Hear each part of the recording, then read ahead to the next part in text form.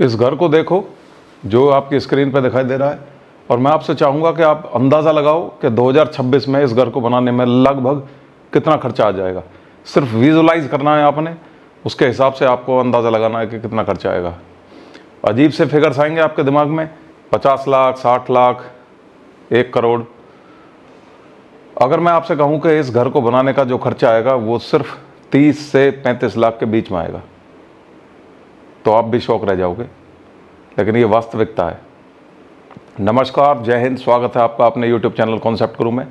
मैं अमित लंबा आज फिर से एक टेक्निकल वीडियो में आपके सामने आया हूँ। आज मैंने इस डिज़ाइन को आपके सामने लाने की कोशिश जो करी है और मैंने इसको बनाया है, तो ये क्यों मैं इसको सामने लेकर आया हूँ, इसका एक रीज़न है। सबसे पहला रीज़न है कि मैं चाहता हूँ कि कॉस्ट इफ़ेक्टिव घर बने। लोगों को ऐसा ना लगे कि सिर्फ जो डिज़ाइनर्स लोग होते हैं या जो महंगे आर्किटेक्ट्स होते हैं वही अच्छे घर बना पाते हैं। हमारे घर घर ना लगें, औरों के घर कोठी जैसे ना लगें। तो ये जो फील आता है लोगों को कि भाई जिसने ज़्यादा पैसे लगाए हैं उसकी तो कोठी, और जिसने कम पैसे लगाए हैं उसका नॉर्मल घर, ये फील नहीं आनी चाहिए। कॉन्सेप्ट गुरु के सब्सक्राइबर्स को ये फील नहीं आएगा। ये जो आप देख रहे हो घर, कोठी, मकान, मास्टरपीस, ये एक वाकई में मास्टरपीस है। और जो आप ये सब कुछ देख रहे हो ये बहुत ही कॉस्ट इफेक्टिवली सही तरीके से मैंने इसको लगाया है, कम पैसों में इसको लगाया। आप कई बार सोचते हैं कि पता नहीं एलिमेंट्स बहुत महंगे दिखाई दे रहे हैं तो घर कितना महंगा होगा, कितने महंगे आर्किटेक्ट ने डिज़ाइन किया होगा। मैं हमेशा कहता हूँ चाहे घर सुंदर हो चाहे घर बदसूरत हो, खर्चा कवर्ड एरिया का बराबर आएगा। मात्र 2%, 4%, 5% इतना ऊपर नीचे होता है, कोई ख़ास फ़र्क पड़ता नहीं है। आप बशर्ते इफेक्टिवली उस पैसे को लगा रहे हो, आप बशर्ते उसको सही ऑर्गेनाइज्ड तरीके से पैसे को लगा रहे हो। इसमें आप देख सकते हो कंक्रीट है, कंक्रीट है, कंक्रीट है। 25 से 30 रुपये स्क्वायर फीट वाली स्टोन क्लैडिंग टाइल्स हैं। इसमें आप डोर जब भी लगाओगे, आप मेन डोर तब भी लगाओगे। क्या ऐसा इसमें डिफरेंट है जो कि इसको एक मास्टरपीस बना रहा है? वो डिफरेंस है use of right elements at the right places, right colour combinations, right knowledge and right execution. सिर्फ यहाँ पर फ़र्क पड़ जाता है, और अगर इन चीज़ों का आप भी ख्याल रखते हो तो आपका घर भी एक मास्टरपीस बनेगा। तो मैं चाहता हूँ कि आप इस एलिवेशन को अपने दिमाग में रखें और फिर हम इसके फ्लोर प्लान को डिस्कशन में लेके आएंगे। क्या चीज़ ध्यान रखनी है, देखिए फ्रंट में आपको फ्री स्पेसेस दिखाई दे रही हैं, फर्स्ट फ्लोर पे भी आपको फ्री स्पेस दिखाई दे रही है। अच्छा, खास बात इस घर की ये भी है कि ये सिर्फ एक ग्राउंड फ्लोर का मकान है। जो आप ये ऊपर देख रहे हो ये सिर्फ ये वॉल है और ये हमारा स्टेयरकेस है। ये सिर्फ ग्राउंड फ्लोर का एक मकान है, और आपको ओपन स्पेस दिखाई दे रही है। राइट साइड में भी आपको ओपन स्पेस दिखाई दे रही है। ये कार पोर्च है हमारी। तो इसको अपने दिमाग में रखिएगा। अभी हम इसके फ्लोर प्लान पर चलेंगे, तो फिर इसके साथ आप रिलेट करते चले जाओगे। तो ये इसका ग्राउंड फ्लोर है। पहले हम अपना 2D प्लान के बारे में बात करेंगे, फिर उसके बाद हम जाएंगे अपने फर्निश प्लान के बारे में। तो 2D प्लान में सबसे इम्पोर्टेंट क्या होता है? किसी भी मकान की सक्सेस मैं हमेशा कहता हूँ 3-4 चीज़ों पर डिपेंड करती है। कोई भी घर हो, आपका कैसा भी मकान आप बना रहे हो, उसकी सक्सेस 3-4 चीज़ों पर डिपेंड करती है। पहली चीज़ जो सबसे इम्पोर्टेंट होती है वो होती है ट्रांजिशन, यानी कि आप एक जगह से दूसरे जगह में, यानी एक एरिया से दूसरे एरिया में जा रहे हो तो स्मूथली ट्रांजिशन हो रहा होना चाहिए। फॉर एग्जांपल जैसे हमारी कार पोर्च है, कार पोर्च से आप सीधा सेट आउट में जाके अपना ड्राइंग रूम में जा रहे हो, तो ये जो ट्रांजिशन हो रहा है ये हमारा बहुत इंपॉर्टेंट होता। अब ऐसा होता कि ये ड्राइंग रूम में यहाँ बना देता तो ट्रांजिशन ब्लॉक्ड हो गया। समझ में आया आपको? सबसे पहली चीज़ होती है ट्रांजिशन। दूसरी चीज़ होती है अर्गोनॉमिक्स।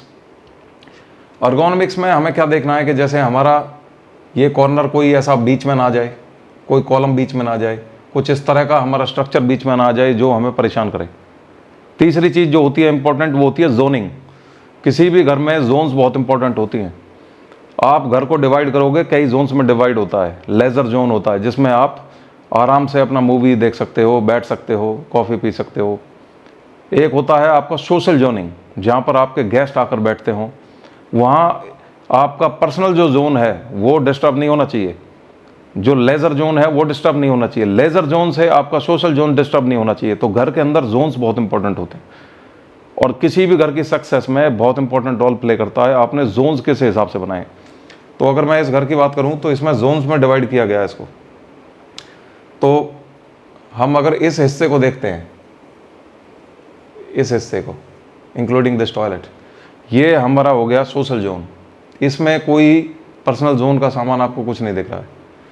ये जो हिस्सा है ये आपका पर्सनल जोन हो गया और ये आपका क्वाइट जोन हो गया, यानी कि इसमें आप सिर्फ आपको आराम चाहिए, इसमें कोई परेशान नहीं करने वाला होना चाहिए। ये एप्लीकेशंस बेस्ड होती है, आपको सोना है, आपको वॉशिंग करनी है, आपको नहाना है, आपको खाना बनाना है, ठीक है। तो ये आपका अपना पर्सनल स्पेस होता है, ये आपका सोशल स्पेस होता है। इसमें जो पर्सन आएगा वो इसको डिस्टर्ब ना करे और ये पर्सन इसको डिस्टर्ब ना करे। तो इसलिए जोन्स में आपको अपने घर को डिवाइड करना है। आपका आर्किटेक्ट ध्यान रखेगा इस चीज़ को। तो ठीक है, शुरुआत से डिस्कशन करेंगे। हमारा इस घर के अंदर जो रिक्वायरमेंट है वो है कार पोर्च की। तो आप देख सकते हो ये हमारा 7 और 3 10 और लगभग 6 फीट, ये हमारे 7 फीट ये है। तो 17-18 फीट के आसपास हमें ये जगह मिलती है जिसमें हम कार को पार्क कर सकते हैं, ये एरिया। और यही एरिया आगे तक हमारा ड्राइववे की तरह काम कर रहा है जिसमें आप बाइक्स वगैरह पार्क कर सकते हो, यूटिलिटीज़ रख सकते हो। तो ये हमारा मेन गेट से जैसे ही एंटर करेंगे। और हाँ, ये जो घर है ये साउथ फेस्ड है और सिंगल साइडेड है, यानी कि अदर्स प्रॉपर्टी है तीनों साइड। तो आपको जो भी जगह छोड़नी है अपने प्रॉपर्टी में छोड़नी है। तो साउथ ईस्ट में हमारी किचन होनी चाहिए, तो लगभग साउथ ईस्ट हमारा ये बनता है। तो हमारी किचन भी अकॉर्डिंग टू वास्तु है। और कार पोर्च जो हमारी है ये 2 कार के लिए भी सफिशिएंट है अगर आपके पास छोटी 2 कार हैं। लेकिन अगर सेडान कार है आपके पास तो उसमें एसयूवी अगर है तो फिर आपको एक ही कार पोर्च में आप पार्क कर पाओगे। दूसरी जगह जो है ये आपकी बाइक्स वगैरह के लिए है। अच्छा, जैसे ही आप कार पोर्च से एंटर करोगे आप पहुंचोगे डेक पर।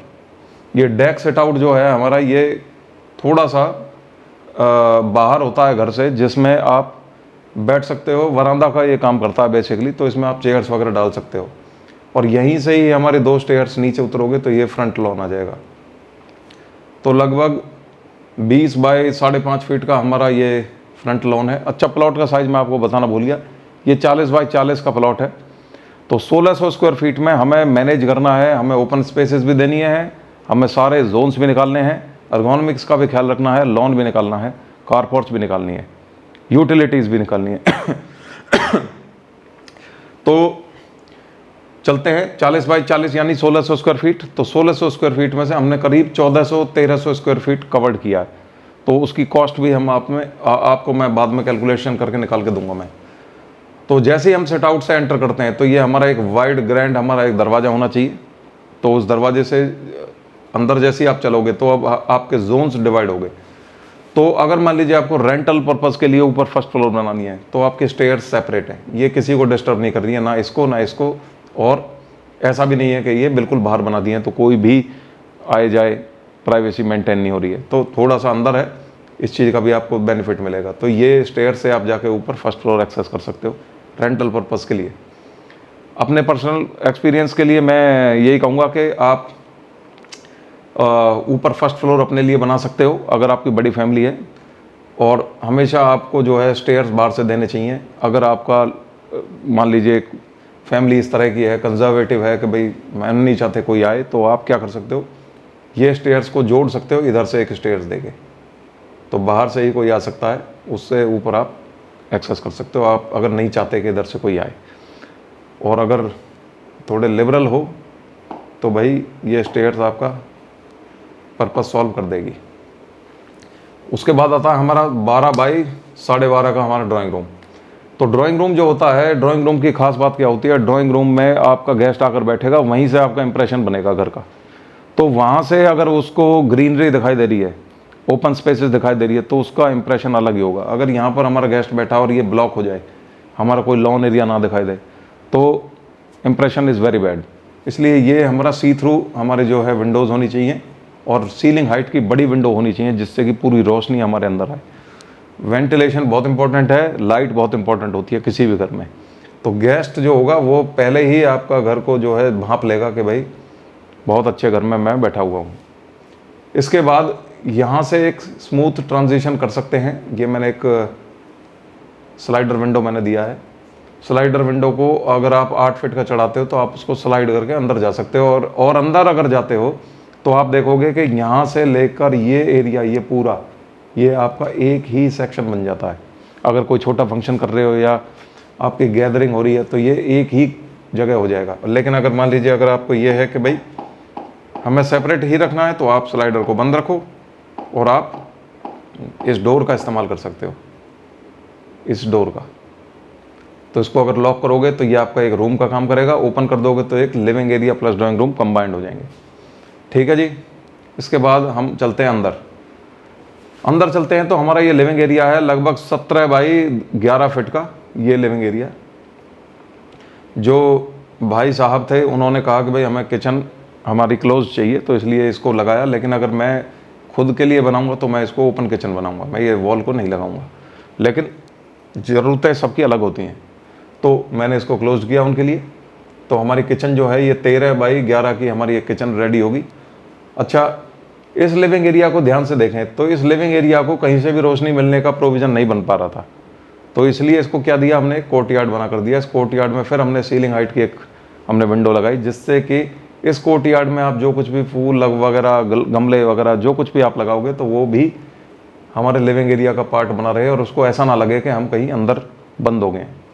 तो कोर्टयार्ड की ज़रूरत हमेशा पड़ जाती है, ठीक है, क्योंकि हमें याद रखना है कि ये 3 साइडेड हमारी अदर्स प्रॉपर्टी है। इसके बाद हमारा मंदिर है। अच्छा, मंदिर का और कोर्टयार्ड का बहुत बढ़िया कॉम्बिनेशन कैसे बन रहा है, अगर आप इस साइड देखोगे तो एक विंडो है और इस साइड देखोगे तो एक विंडो है। मैं इस विंडो की बात करूंगा। विजुलाइज कीजिए, आप यहाँ पर बैठकर अगर आप पूजा पाठ करते हो फेसिंग टुवर्ड्स द मंदिर, तो आपको जो सनलाइट है वो इधर से आती हुई दिखाई देगी, तो आपका मंदिर जो होगा उसकी रौनक अलग हो जाएगी। और अगर यही चीज़ बंद होती है बिल्कुल तो आपको मंदिर अंधेरे में दिखाई देता और मंदिर की खूबसूरती कम हो जाती है। तो ये चीज़ जो होती है, ये बारीकी जो होती हैं, ये आपको आर्किटेक्ट विजुलाइज करता है। और मैं तो कहता हूँ मेरे सब्सक्राइबर्स भी विजुलाइज करें तो आर्किटेक्ट को आप सलाह दे सकते हो। फिर मैंने कई फ्लोर प्लान्स ऐसे बनाए हैं जिसमें मेरे जो सब्सक्राइबर्स होते हैं जो बनवा रहे हैं मेरे से, वो सलाह देते हैं, तो उनकी सलाह जो होती है वो कई बार मैं भी नहीं सोच पाता हूँ। तो हमेशा दिमाग जितने ज़्यादा काम करेंगे, वी ऑल आर ह्यूमंस, जितने ज़्यादा दिमाग काम करेंगे उतना अच्छा एक प्रिसाइज एक आपका घर का नक्शा बनकर रेडी होगा।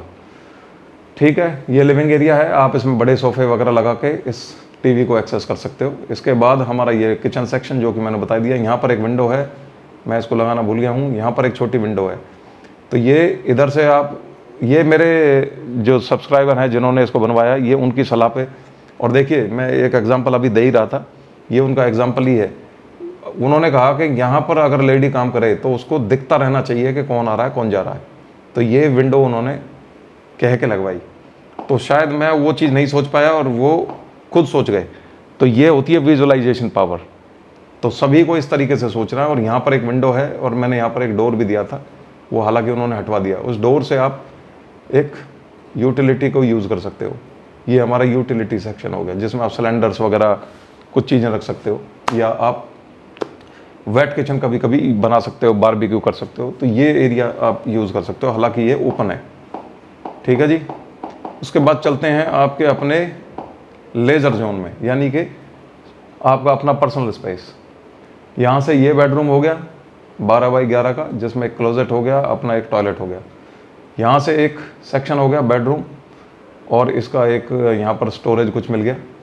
तो ये जो एरिया बचता है, ये ओपन वॉशिंग एरिया मैंने इसको बनाया है। अच्छा, क्यों इसको, इससे ये सबसे बेहतरीन जगह है इसमें। वो कैसे, देखो, अगर ध्यान से देखोगे तो ये बेडरूम है, इसको वेंटिलेशन यहाँ से मिल रही है।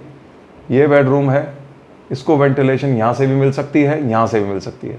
तो यहाँ से मैंने नहीं बनाई है, यहाँ से बनाई है, क्योंकि मैं नहीं चाहता कि विंडो आमने सामने आए, लेकिन बनाने का एक ऑप्शन है। अब देखिए, इस वॉशिंग एरिया से और क्या बेनिफिट मिल रहा है। ये हमारा टॉयलेट है, जिस टॉयलेट को यहाँ से वेंटिलेशन मिल रही है, साथ में जब आप इस डोर को ओपन करोगे तो आपका ये जो एरिया है, इस एरिया में एयर की आवाजाही बनी रहेगी, क्रॉस वेंटिलेशन बनी रहेगी। तो ये डोर जब आप खोलोगे, ये डोर आप खोलोगे और ये डोर आप खोलोगे तो एयर ऐसे ट्रैवल करेगी, और अगर इस तरीके से आ रही है तो एयर ऐसे ट्रैवल करेगी, और अगर यहाँ पर भी वो डोर होता तो एयर ऐसे ट्रैवल करती है। उन्होंने यहाँ से डोर हटवा के यहाँ पर लगवाया, जिससे कि आदमी अगर साइड एंट्री से आना चाहता है तो आप, या मेड एंट्री वो इधर से कर सकते हैं। आप इधर अगर मान लीजिए कोई बैठे हुए हैं तो आप इधर से आके ऐसे एंटर कर सकते हैं। तो बहुत सिंपल है, समझ में आ रहा होगा आपको। अभी हम इसके फर्स्ट फ्लोर पर नहीं, अभी हम इसके ग्राउंड फ्लोर के फर्नेस प्लान पर जाएंगे। फर्नेस प्लान को इसलिए मैंने बनाया है जिससे कि आपको बेहतरीन तरीके से समझ में आ सके। देखो, फर्नेस प्लान से आपको कई चीज़ें क्लियर हो जाएंगी। यहाँ से हमारी कार की एंट्री थी, हमारा ग्राउंड फ्लोर कार एंट्री थी। ये हमारा वो डेक था, सिट आउट, ये हमारा लॉन एरिया था। इधर से एंटर करने के बाद ये हमारा ड्राइंग रूम। मैं आपको टॉयलेट के बारे में बताना भूल गया, टॉयलेट भी हमारा एक है जो गेस्ट के लिए, एक्सेस के लिए।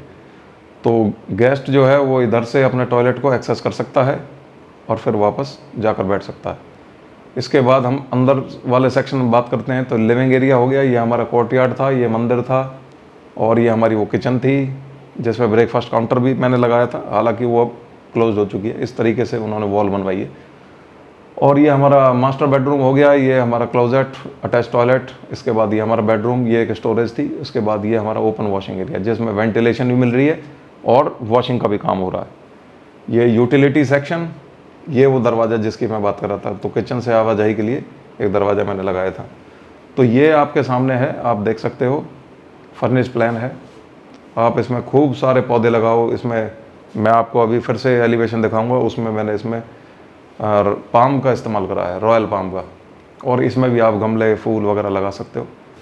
खूबसूरती, लाइवलीनेस लाइफ से आती है। आप लाइफ, जान जिसमें होती है वो चीज़ें लगाइए। पेड़ हो गए, पौधे हो गए, पेट्स हो गए। नकली चीज़ों को लगाने का कोई फ़ायदा नहीं है। तो ये आपका फर्नेस प्लान। अभी हम इसके फर्स्ट फ्लोर पे देखते हैं तो फर्स्ट फ्लोर पे कुछ नहीं है, सिर्फ एक ममटी है जो स्टेयर्स से ऊपर चढ़े हम, वो दरवाज़ा है एक। यहाँ पर मैंने वॉल ज़रूर लगाई है, एलिमेंट आपको दिख जाएगा उसमें, स्टोन क्लैडिंग वाला। ये हमारी ग्लास रेलिंग है। तो बहुत सिंपल है। अभी हम फिर से इसके एलिवेशन पर चलेंगे। अब देखिए, एलिवेशन को ध्यान से देखना है, रिलेट आप कर पाओगे। वही पोर्च है, ये हमारा वो टॉयलेट सेक्शन था, ये हमारा स्टेयर सेक्शन था जो ऊपर तक जा रहा है, ये हमारा गेस्ट वाला सेक्शन, ये हमारा लॉन। ऊपर ये मैं जिस वॉल की बात कर रहा था, तो ये वॉल अलग से लगाई है। जब भी आप फर्स्ट फ्लोर बनाओगे तो इस वॉल को हटा सकते हो। अच्छा, अब इसमें आप गौर करके एक बार चीज़ देखिए, इसमें क्या ऐसा है जो अट्रैक्ट कर रहा है। इसमें जो स्टोन्स की क्लैडिंग है, ये देखिए, स्टोन की क्लैडिंग रफनेस जो है ये कंटेम्प्रेरी लुक देती है। और जो हमारी ये वाइड थिकेंड जो हमारे स्लैब्स हैं, बैल्कनी की स्लैब्स हैं, ये हमारा जो रेक्टेंगल्स बन रहे हैं, ये रेक्टेंगल्स जो बन रहे हैं, ये रेक्टेंगल्स जो बन रहे हैं, ये रेक्टेंगल्स जो बन रहे हैं, ये कंटेम्प्रेरी की लुक दे रहे हैं। साथ में मॉडर्न आर्किटेक्चर का भी एक थोड़ा सा एलिमेंट मिक्सड है। दूसरी चीज़ क्या है, आप इसके कर्टेंस को देखिए। जो ये कर्टेंस हैं और ये हमारे जो लूवर्स हैं, वर्टिकल लूवर्स, ये कहीं ना कहीं आपको एक ट्रांसफॉर्मेशन दिखाई दे रही है कि भाई यहाँ भी कुछ है, यहाँ भी कुछ ऐसा एलिमेंट है। ऐसा नहीं है कि ये कुछ इस डायरेक्शन में भाग रहे हैं, ये कुछ इस डायरेक्शन में भाग रहे हैं, ये कुछ इस डायरेक्शन में। वो हमारे आंखों को चुभती हैं चीज़ें। तो स्मूथ ट्रांजिशन दिखाई दे रही है। ये देखिए, लाइंस जो हमारी हैं स्मूथ ट्रांजिशंस में हैं, रेक्टेंगल्स हैं इस तरह की। ये लाइन है, बॉर्डर, हमारा जो प्रोफाइल है ये भी हमारी लंबी लीनियर। तो जितनी लीनियरिटी हमने बनाई है इसमें, वो हमारी आंखों को सुंदर दिखाई दे रही है। ये थिकनेस जो है, रेक्टेंगल्स जो हैं, ये हमारे आंखों को बहुत सुंदर दिखाई देते हैं। तो एक यूनिफॉर्मिटी आपको दिखेगी। ये थिकनेस देखिए, ये थिकनेस देखिए, ये थिकनेस देखिए, ये थिकनेस देखिए, ये देखिए। तो इससे क्या है, कुछ ऐसा दिखाई दे रहा है कि कुछ आपस में रिलेशन है चीज़ों का, क्लस्टर्ड है। ऐसा नहीं है कि क्लटर्ड है, ठीक है, क्लटर्ड नहीं होना चाहिए। क्लटर्ड अगर रहेगा तो क्या होगा, चीज़ें इधर उधर बिखरी हुई दिखाई देंगी, शार्प एजेस नहीं दिखाई देंगे। ये शार्प एजेस जैसे आपको ये दिखाई दे रहे हैं, ठीक है। ये बहुत कोई रॉकेट साइंस नहीं है। अपने आर्किटेक्ट को आप बता सकते हो कि मुझे मॉडर्न प्लस कंटेम्प्रेरी आर्किटेक्चर में चाहिए, वो आपको डिज़ाइन करके देगा। और एक चीज़ उसको बनाना नहीं भूलना है कि मुझे थिक एंड अपनी बैल्कनीज़ के स्लैब चाहिए, मोटी चाहिए मुझे। ऐसा नहीं होगा कि ये इसको 4 इंच 5 इंच 6 इंच बना देगा और फिर ये देखना सुंदर नहीं दिखाई देगा। ये होना चाहिए 1 फीट 1.5 फीट, ये होना चाहिए 2 फीट, क्योंकि जब आप नीचे खड़े होगे तो इसका डिस्टेंस ज़्यादा होगा, इसका डिस्टेंस कम होगा। तो इसको कंपनसेट करने के लिए थोड़ा और ज़्यादा थिक बनाना होगा, क्योंकि डिस्टेंस बढ़ गया है। वरना अगर आप नीचे से देखोगे और ये तीसरी मंजिल होती तो आपको ये बहुत छोटा दिखाई देता। इसलिए इसका विजुअल अपीलिंग सेम स्केल में लगी रहे, तो इसलिए इसको हाइट को बढ़ा देना है। समझ में आ रहा होगा टेक्निकल चीज़ें। और चारकोल कलर के आपको मेन डोर यूज़ करना है। मैंने ये वॉल नहीं लगाई है जिससे कि आपको ये दिखाई दे सके। ये वॉल यहाँ तक आएगी। और पाम का पौधा मैंने इसमें इस्तेमाल किया है, बहुत सुंदर होते हैं। जब ये बड़े हो जाते हैं तो यहाँ तक पहुँच जाते हैं, तो फिर बहुत सुंदर दिखाई देते हैं। ये स्टोन्स क्लैडिंग है, ये आपको सेरेमिक टाइल्स मिल जाएंगी, 30-35 रुपया स्क्वायर फीट की ये होती हैं। ये आप देख सकते हैं, ये आपका पेंट है, ये आपका पेंट है और ये आपका पेंट है। तो कहीं पर भी अनाप शनाप कोई फालतू पैसा खर्च नहीं हुआ है। अब इसकी कॉस्ट की बात करते हैं। देखो, मैंने इसका जो कवर्ड एरिया निकाला है, ये 40 बाई 40 की आप एवरेज अगर ले सकते हो तो 1600 स्क्वायर फीट इसका बनता है। ओपन स्पेसेस को हटा भी देते हैं तो ऊपर की कवर्ड स्पेसेस को कंपनसेट कर लेगा। तो मोटा मोटा 1600 स्क्वायर फीट का खर्चा है। 2000 से 2200 रुपया स्क्वायर फीट का खर्चा आता है।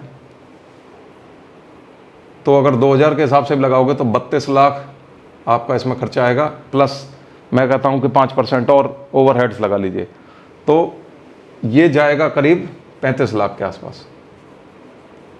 अब 35 लाख में अगर आपको एक इतना बढ़िया एक आपको मास्टरपीस बन के रेडी हो जाए, 35 लाख में आप देख लेना, लोग बनाने के लिए आते हैं तो एक ढंग से बाथरूम तक नहीं बनता।